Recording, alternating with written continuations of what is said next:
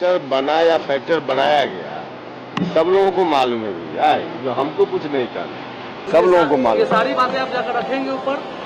Bhojpuri star Pawan Singh और राजा राम सिंह से बुरी तरह हारने के बाद उपेंद्र कुशवाहा का पहला बयान सामने आ गया है और उपेंद्र कुशवाहा काफी निराश दिख रहे थे, काफी नाराज दिख रहे थे और आपको पॉजिटिव इंडिया चैनल पर हमने जो बताया था वो सही साबित हुई और वही बातें उपेंद्र कुशवाहा ने कही है। अब आप सबसे पहले उपेंद्र कुशवाहा की वो बात सुनिए। इस पर कहना क्या है, सब तो सबको मालूम है ही है, सारी चीजें सब लोगों को मालूम है, इसमें हमको कुछ कहने की जरूरत कहाँ है।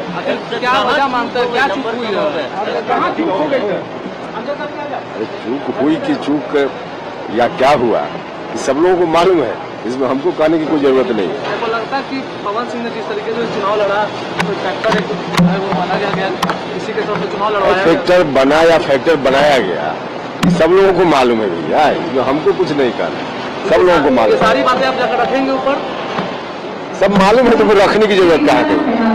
सारी चीजों की जानकारी, आजकल सोशल मीडिया का युग है, हाई टेक्नोलॉजी है, इसमें कुछ बताने की जरूरत पड़ती है, सारी चीजें सब लोगों को मालूम है, कोई बताने की जरूरत नहीं। क्या उपेंद्र कुशवाहा भी जंगलात के शिकार बन गए? क्या बन गए नहीं बन गए, हम तो बोल रहे हैं कि सब लोगों को मालूम है। अब हमको बोलना पड़े इसकी कोई जरूरत है क्या? कोई जरूरत नहीं, सब चीज सब लोगों की जानकारी है।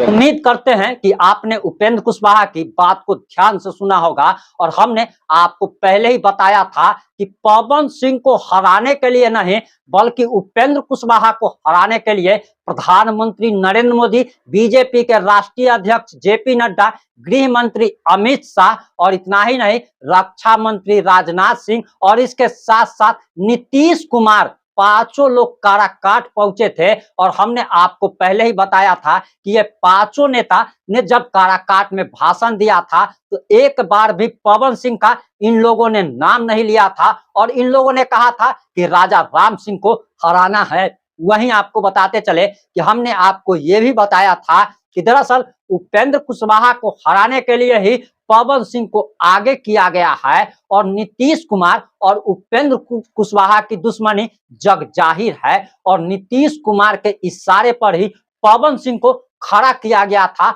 और पवन सिंह के पीछे बड़े बड़े लोग खड़े थे, उपेंद्र कुशवाहा को किसी भी तरीके से हराना चाहते थे और ये बात सच साबित हो गई।